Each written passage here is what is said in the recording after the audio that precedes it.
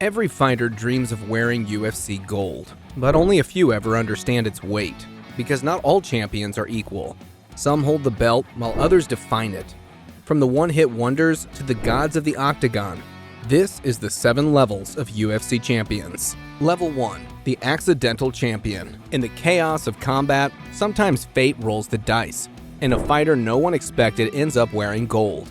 These are the accidental champions, underdogs who didn't just win a fight, they won a moment in history. Think Matt Serra at UFC 69, a massive underdog facing the unstoppable George St. Pierre. Nobody gave him a chance, and yet in just one round, he landed the unthinkable. One punch changed his life and shocked the world.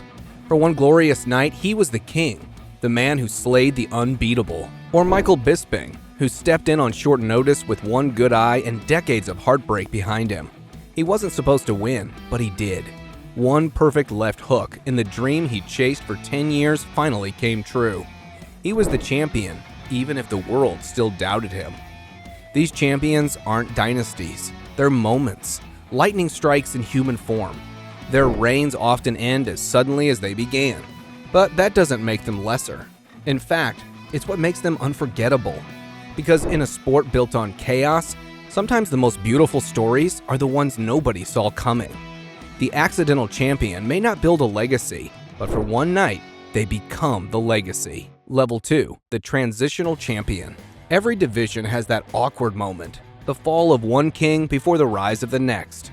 And in that gap stands the transitional champion, the fighter who held the belt, but never the era. They were skilled, brave, and deserving, just not destined to last. Chris Weidman dethroned the great Anderson Silva, shocking the world. Yet within a few fights, the empire he built was gone. Luke Rockhold took it next, only to lose everything in his first defense. Eddie Alvarez finally reached the top after years of wars, but his glory was brief, ended by Conor McGregor's left hand under the brightest lights in UFC history. Even Jamal Hill, crowned in the chaos left by John Jones's exit, never defended his belt before injury forced him to step aside. These fighters aren't forgotten. They're remembered as bridges between dynasties. They carried the gold when the division had no clear king, holding order in a storm. They weren't the story's climax. They were the pause before it. And sometimes, that's what makes their reigns matter even more. Level 3, the respected reign. Some champions don't shock the world. They earn it. Every inch, every round, every war. These are the respected champions. Fighters who climbed through fire, won the belt with honor, and proved they belonged among the best. They weren't born prodigies. They weren't handed title shots. They built themselves one brutal fight at a time. Look at Charles Oliveira, a man counted out more times than anyone can remember. Cut from the roster rumors, labeled inconsistent, yet he evolved into a finishing machine. When he finally wrapped that belt around his waist, it wasn't luck, it was redemption. Or Robbie Lawler, the blood and guts embodiment of the fight game. His reign wasn't pretty. It was violent, emotional, unforgettable. His wars with Rory McDonald and Johnny Hendricks redefined what championship heart looks like. Every defense felt like a movie, one where the hero wins by sheer willpower. And Rose Namajunas, the queen who showed that greatness isn't just physical, it's spiritual. Thug rose from underdog to champion, fell, then rose again, conquering both her opponents and her own doubts. Respected champions don't always reign long, but their legacy doesn't fade when the belt leaves their hands. They prove that you don't have to dominate for years to matter. You just have to fight with something real. Their titles were temporary, but the respect they earned, permanent.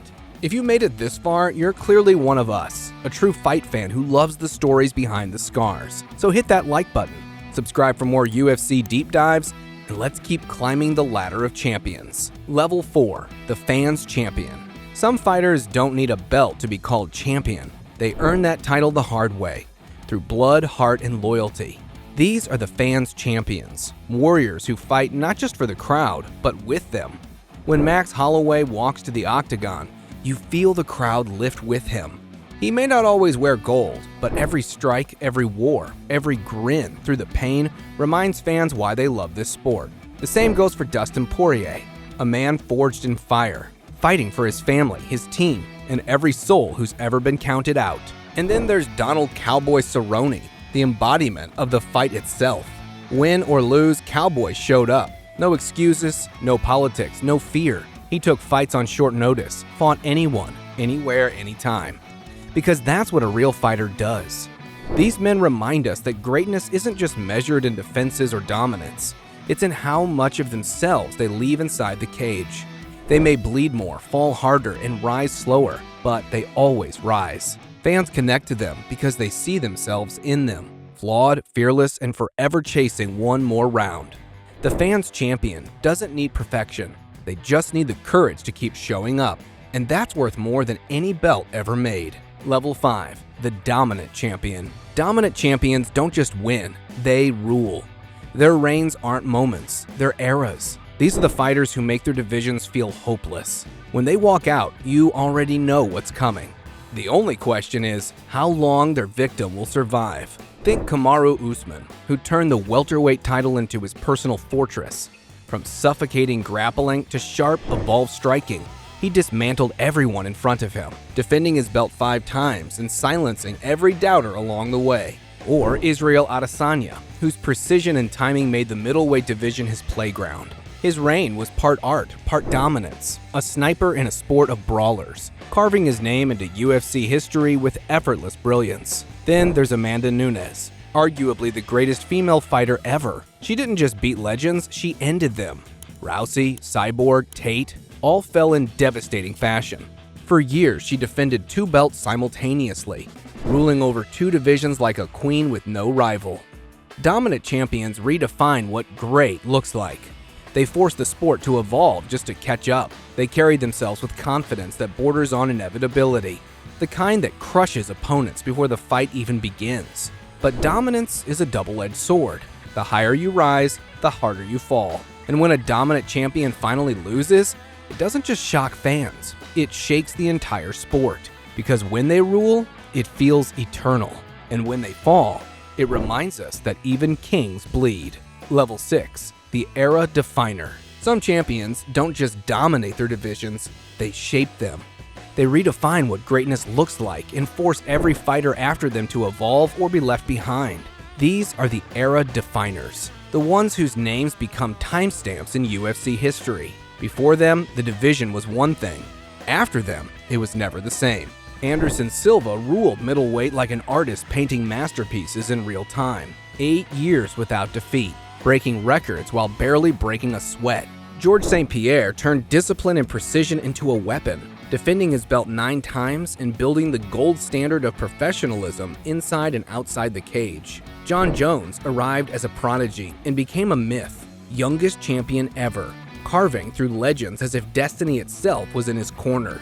And Demetrius Johnson, the technician's technician, mastered every angle of combat so thoroughly that watching him felt like watching perfection coded into motion. Era definers are more than fighters, they're architects. They elevate the entire sport, forcing everyone else to raise their game just to survive their reign. Their fights aren't just about the challenger's chance, they're about witnessing mastery. When they finally fall, the octagon feels different, like an empire without its ruler. Because they didn't just win belts, they defined time. Level 7, the Immortal.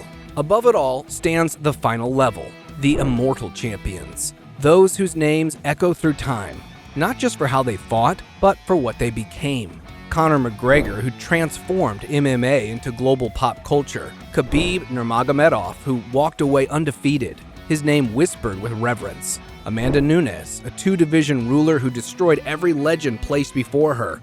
And John Jones, whose legacy, despite its chaos, still towers above generations. These fighters aren't remembered for reigns alone, they're remembered for impact.